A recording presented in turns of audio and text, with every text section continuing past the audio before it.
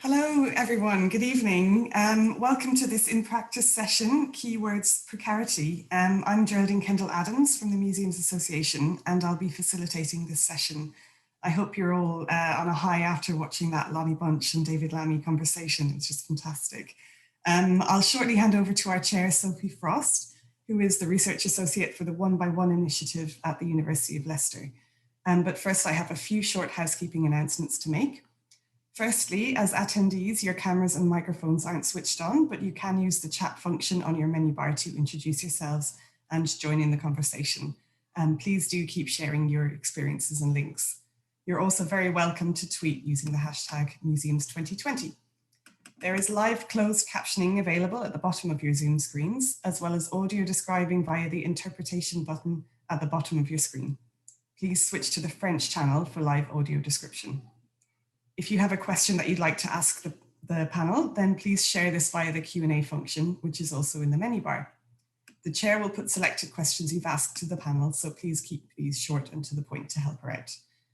You can leave and rejoin the webinar at any time, and we are recording this session and it will be available on our website in due course. Finally, please bear with us if there are any technical problems during the webinar. Please feel free to send me a private chat message if you have any troubles, and I'll do my best to help. Right, now it's time to hand over to you, Sophie, to get started. Oh, great. Thanks so much, Geraldine. Hi, everyone. And thank you very much for joining us here, because I know you've just seen the most amazing talk ever. So hopefully, I can't promise, well, maybe I can. But we've got half an hour to talk about the concept of precarity. Just a very quick introduction. As Geraldine said, my name's Sophie. I'm a researcher on the One by One initiative led by the School of Museum Studies at the University of Leicester. And One by One has been looking since 2017 at digital confidence in museums, or digital courage, depending on which day you're thinking about it. Happily, this project at the moment has just culminated in one key output, which I've put together, which is a podcast called People Change Museums. I'm just going to show you the artwork from that podcast here. This is a 6-part podcast where I've interviewed people from across the international museum field about technology and museums and this current moment of intersecting crises. And each episode has been framed around a key word, drawing on Raymond Williams' 1976 book, Keywords, a Culture of, Vocabulary of Culture and Society. And the first keyword of the first episode is precarity, and that's why we are having this session today. Before I introduce the fantastic panel I've got joining me, just to kind of battle through what this word might mean, I just wanted to lay out what I think it means. And it is quite, it's a relatively new concept. It's quite new within the museum sector as well. It's been used in creative industries for a little while now. But in a nutshell, I see precarity as meaning the state of being precarious, of being vulnerable and exposed. And more than ever this year, it seems like quite a pertinent word for our sector, let alone worldwide, right? And it's affecting us in all different ways at an individual and an institutional level. So it's with that idea of the state of being precarious in mind that I'll be putting questions to the panel. So just to introduce who I've got with me, maybe my panel might show their faces in a second, we'll see. First of all, hi, Una's first. I'll introduce Una first. Hi, Una. So I'm joined by Una Murphy, Dr. Una Murphy, who is lecturer in arts management at Goldsmiths College in London. And Una also pioneered, if that's the right word for it, the Museums and AI Network. And hopefully she's going to give a few insights from the kind of artificial intelligence debate as well, and how that's playing out at the moment. I'm also joined by Ed Rodley. Ed, would it be okay to, there we are. Hi, Ed. Ed Rodley is in the US right now. So obviously thoughts with you and the ongoing drama, which is happening over there. Feel free to add that into the mix when we're talking as well, because I know that's part of the precariousness of this moment. Ed is an experienced designer and museum professional, having had a wealth of experience working for different national institutions. Ed also has a blog, which I highly recommend, called Thinking About Museums, which has some very provocative insights on it. So do check that out. I'm hoping we might pop that in the chat as well. And then last but definitely not least, we're joined by Jude Holland, who I can't see Jude. Jude, are you there somewhere? Ah, hi, Jude. Jude is Learning Manager at Barnsley Museums. Barnsley Museums in the north of England and the UK has been doing some amazing work. I would say in lockdown, but I think you were doing pretty amazing work before then, so it wouldn't be fair to say just lockdown. But particularly in terms of digital engagement, I was just really amazed when I interviewed Jude about some of her perspectives on what's happening digitally and what the possibilities are for museums using digital at this current moment. So we'll draw on that later. Okay, so welcome all. So without further ado, I'm going to share my first clip from the podcast just to sort of set the scene. And my first clip is from an interview with Seema Rao. And Seema works, she's Chief Experience Officer at the Akron Art Museum in Ohio. And here she is. When I think about museum technology, that's not Seema Rao, that's Kimberly Keaton. So bear with me a second, this always happens. I believe this should be Seema. Let's have a look. No, that's Kimberly again. So there's been some, let's try this. No, okay, bear with me a moment. Do you know what, I'll skip to this. I'll find the clip in a second. Ed, can I go to you first while I'm faffing around looking for the clip? Sure. I was wondering, could we start, would you mind starting, I know in the US context, but also with an individual perspective on precarity in museums? Okay. There's obviously an institutional take on it, but could you give us a summary of what it means for you on an individual level? Sure. As someone recently laid off from a long-term position, I think one of the things that your definition of precarity doesn't really touch on is also that notion of powerlessness, right? A big part of being precarious is not only that there's all of this uncertainty, but there's also this sense that you are small in the face of the forces that are sort of buffeting you, right?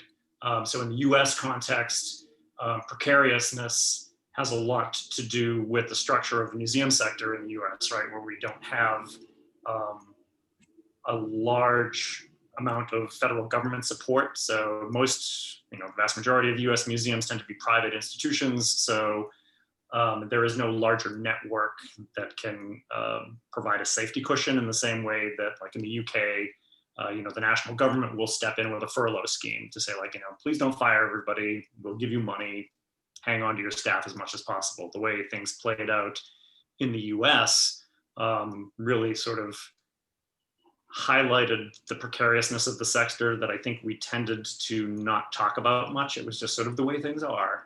It's a tough field to get into. You do it because you love it. All the things that we would say to sort of paper over systemic inequities all sort of came crashing down in like between March and June of this year. When museums started going into lockdown here at the end of March and beginning of April, it was really interesting to see that like the first places to engage in large scale just sacking of staff were the biggest, the best endowed institutions in the country, right? It was the Met, it was MoMA, it was people with very deep pockets who theoretically should have been able to weather any kind of storm, all making the decisions individually to say, like, you know what, we're gonna save our money and just get rid of people because we're closed, so who needs educators? Sort of head scratching. So in that context, I think it has laid bare the way that sort of the sector functions from an executive leadership standpoint, this notion that the things to protect are the objects and the bank accounts, and the people, they are basically expendable.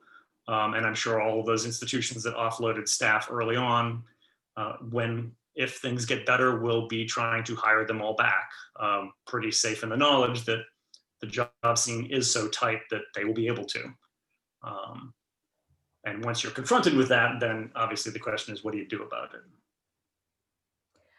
Thanks, Ed, for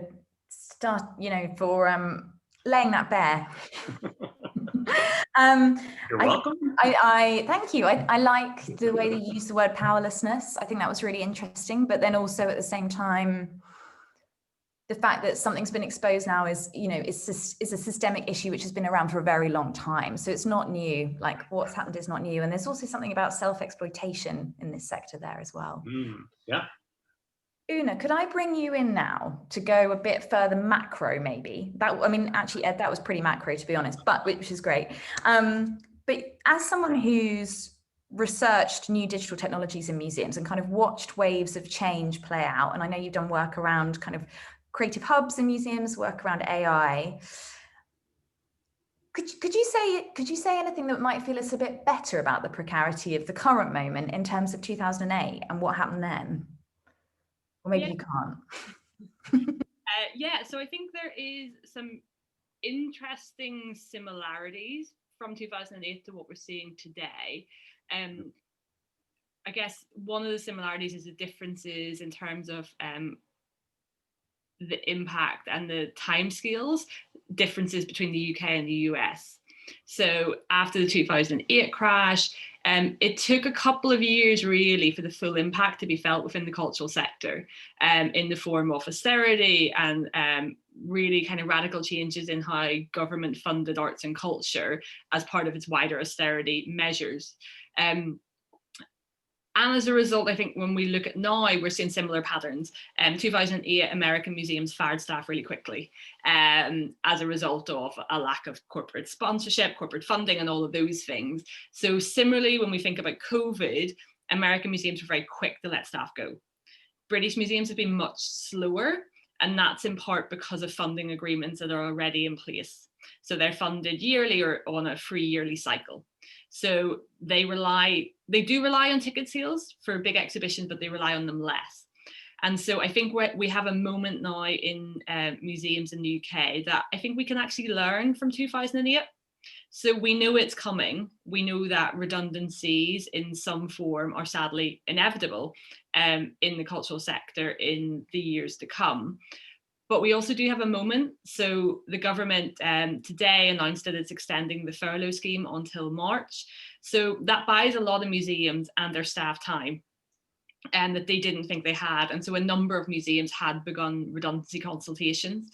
And so I think my call would be that museums use that time between now and March to think about their relationship with staff. And I kind of come back to that idea that the Museum Association has really been championing. Museums change lives. We talk a lot about outreach. We talk a lot about making society better. And actually at this time, I think from a senior leadership perspective, museum directors also need to be looking inwards. They need to think, how can we use that funded time between now and March to support our staff? And that might be in career development. It might be in opportunities for them to develop new skills, so that in March, if there's not a job for them, they have done the best they can to provide them a supportive pathway to new employment. And so I think for me, it's about taking strategic leadership and this concept of museums change lives and about the social benefit of museums and looking inwards at this time of crisis. And I think the other thing I just throw into the mix quickly there is I'd also encourage all of the people that are on this call now to think about their position. I, like many people here, I'm in quite a lucky position. I have flexible employment. I'm able to work from home. I've got sick pay. I've got professional development opportunities, and that's great. But in the museum context, that's traditionally curators or senior managers. And for me, if we're going to think about museums changing lives, then we need to be thinking about the lowest paid in our institutions. And I think we also need to not wash our hands of those that we've outsourced. So cleaning, security, my kind of plea of using this time now to change the lives of our staff also goes to the lowest paid in your institution, and not wiping them off, not wiping your hands of them because they're not employed directly by you. They're part of your community. Thanks, Una. I'm really pleased you said that.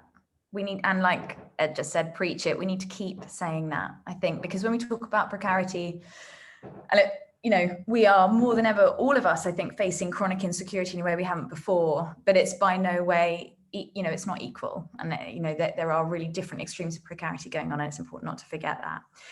Jude, before I come to you, I'm going to second attempt at doing one of my tech moments where I'm going to share, this time I am going to share Kimberly Keaton. Kimberly was, and they see, there you go, there's Seema Rao, who you don't want, let's just do Kimberly. Let's see if this works. I hope. No, that's Seema. Right, we're going to hear Seema. We can construct a future that we can work in.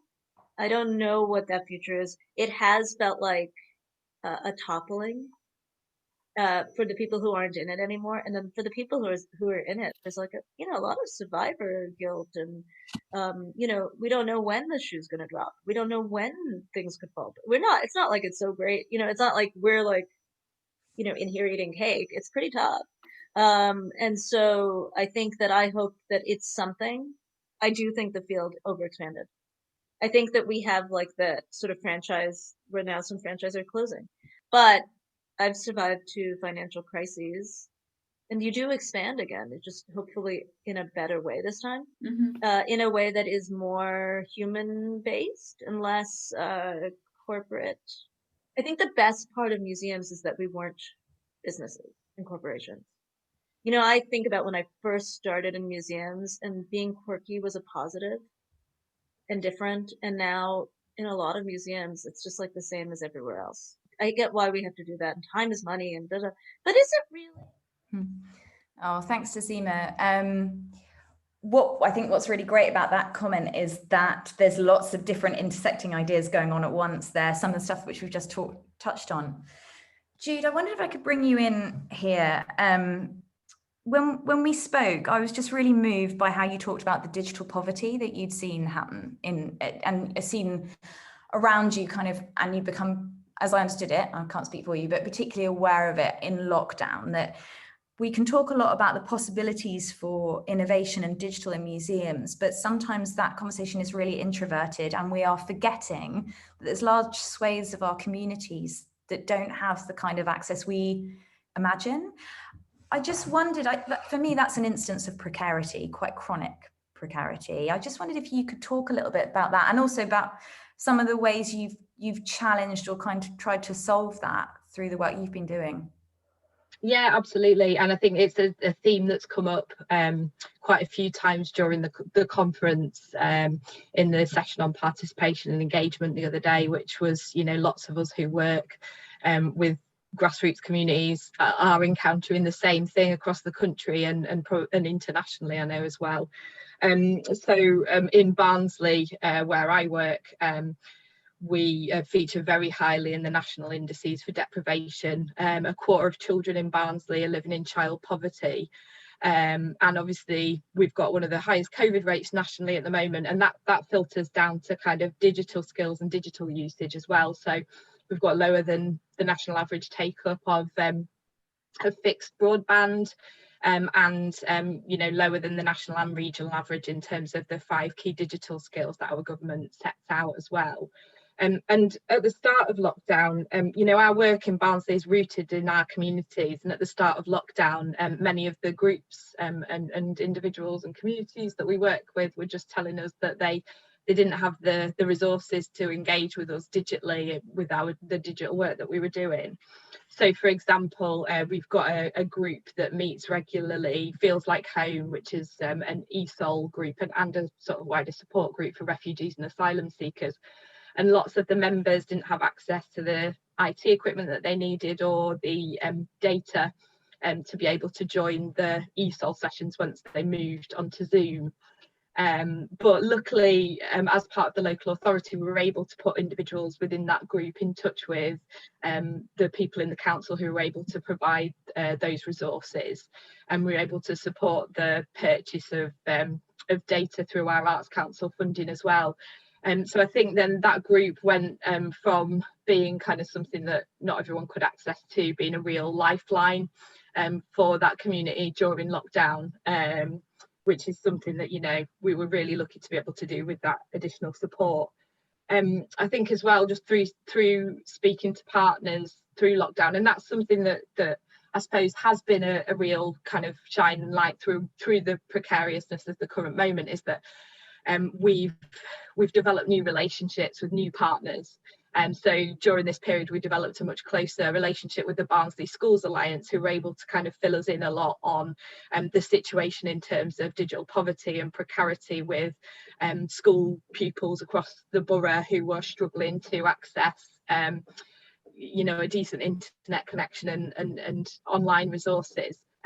So we were then able, in parallel with our digital work, to put a lot of resource into sending out Barnsley Museum makes packs to families who in receipt of free school meals across the borough, to provide creative activities and ideas for play for families who really needed it during the summer holidays. And I'm really pleased to say that we've got funding to extend that.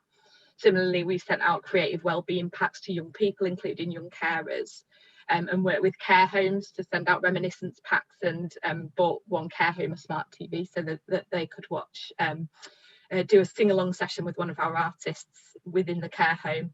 So I think, for me, it's just about kind of, looking at digital in parallel with providing other support and really listening to our communities in terms of what they need. And I do think digital poverty is a real problem, not just in Barnsley, but across the country and internationally. And it's really important to remember that, and I guess not to revert to our kind of Twitter silos when we look at digital work.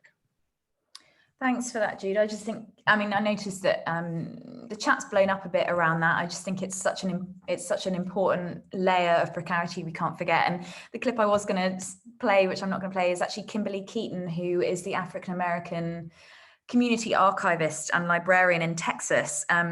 But she was just making a similar point, which was that there are people that, it's really, really difficult to do the work of the librarian when there are so many people struggling, on a much more basic level for various reasons to access the technology they need to even be involved with an archive or a library. So it's an important point. There was a question in the chat, and it's linked to my question for all of you, actually. Ed, I might turn to you first, which is about areas of hope and the bright spots when we're talking about precarity.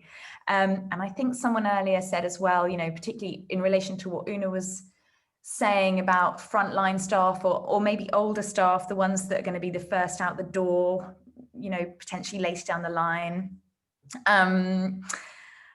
Where are the bright spots in this conversation? Like where can we hook some glimmer of hope?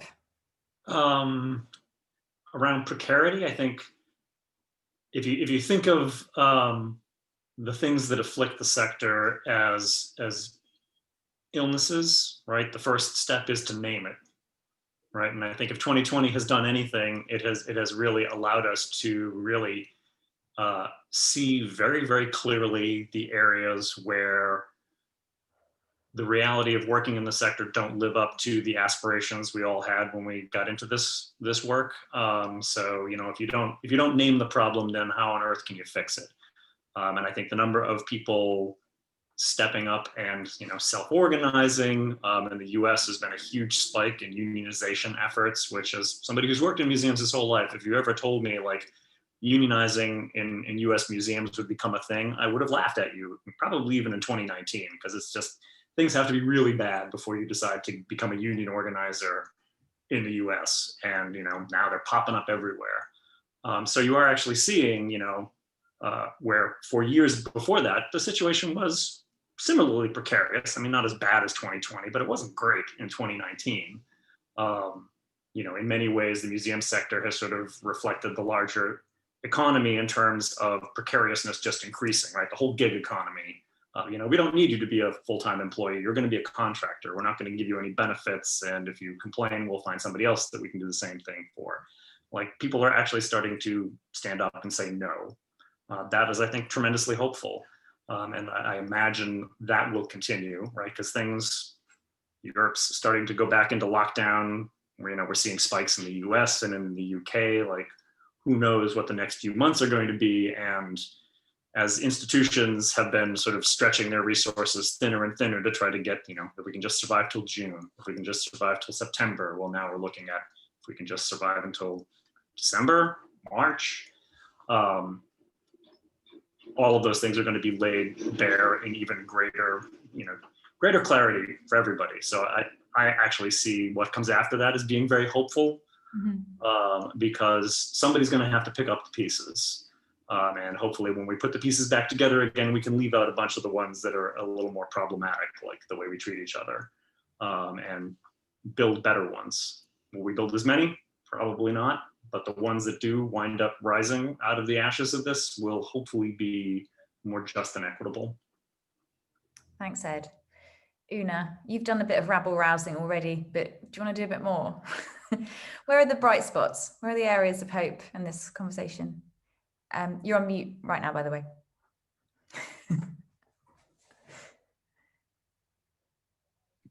I went from trying to unmute myself to a really scary Excel document I didn't want to see again. That was terrifying on both counts.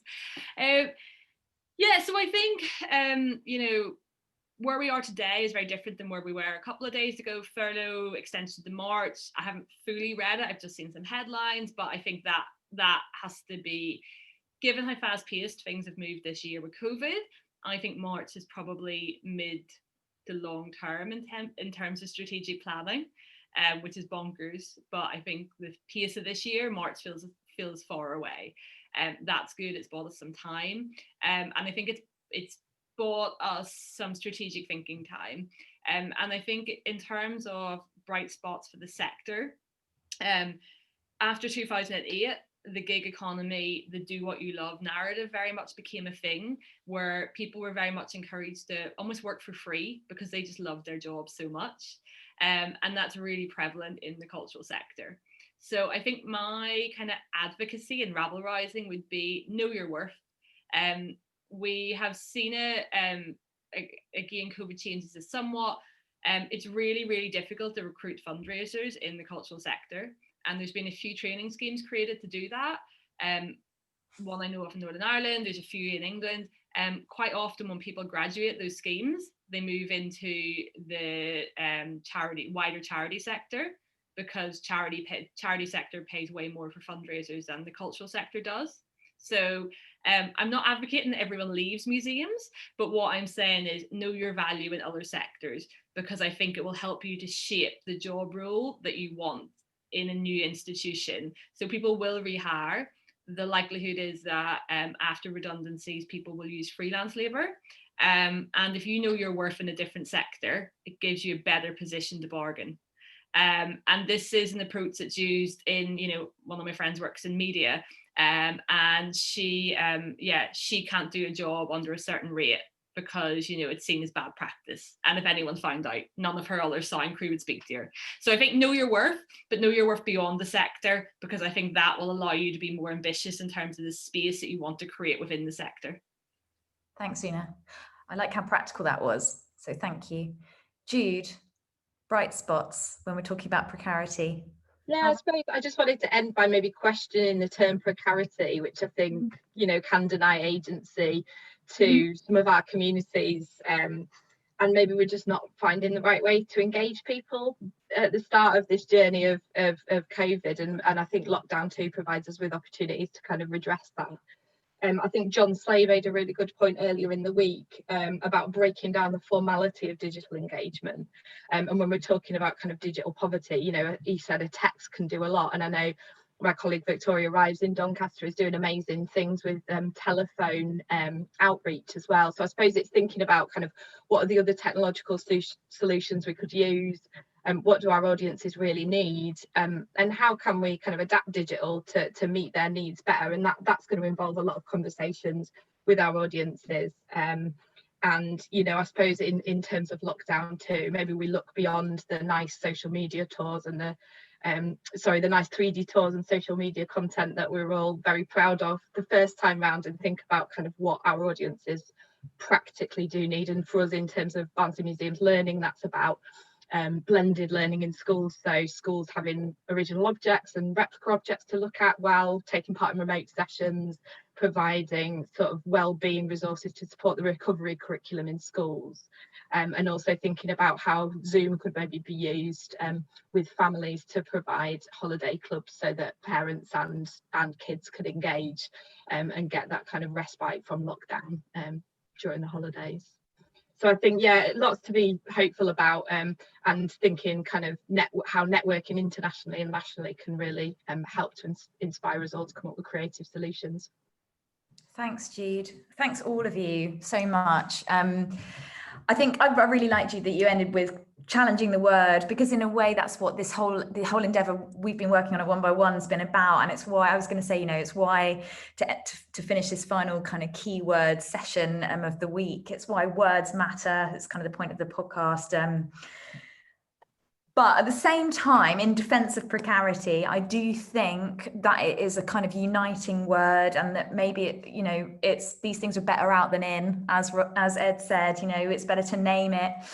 From this dark place, can we shift towards the light? Can it be maybe a force of unity? But bearing in mind Jude's important point there about agency. I sort of think that more than ever, we've just got to put these experiences on the table and not be too scared to share them. And we need to be sharing our different experiences of precarity, precariousness, of struggling. And we need to be generous in listening, really, really generous as well. And hopefully in that way, we can start to evolve some solutions. So that's why I think it's useful, that word, maybe because it gives us a sort of a portal to expressing our vulnerability, which can't be a bad thing. So I'm going to finish there. People Change Museums, the first episode is on precarity. You can hear Una and Ed talk at much more length than they've been able to today. And the details of that are in the chat, I think. Yeah, Geraldine kindly has just popped that in the chat. But also I just want to say thank you to my One by One team as well, Professor Ross Parry, Dr. Lauren Vargas, Isabel Woodcliffe, who are just an amazing supportive colleagues that without which this wouldn't be possible, as with the Museums Association, and also, sorry, just to say this as well, the producers of the podcast, Matt C. Stokes and Chris Thorpe Tracy, who have just done the most amazing thing to make it sound good. So huge thanks for letting us have this platform for the last 3 days. I really, really appreciate it. And thanks again, Jude, Ed, Una, so much for your thoughts. Thank you so much, Sophie. That was a fascinating discussion, and brought home some kind of heavy home truths, but also a lot of bright spots. So I hope people got a lot out of that, and I can't wait to check out the rest of your podcasts as well. So thank you again to all our panelists for joining us this evening, and thank you to everyone who came to the session. There was a lot of chat, and there's some great links in there and everything. So if you want to just take a second now to copy and paste that chat into a Word document, please do so now. Next up, there's another in-practice session on future museum skills, which will explore what new skills we need to develop following the huge global changes that have taken place this year. A very relevant session, I'm sure. And that starts at 6 p.m. Thanks again to everyone, and bye for now.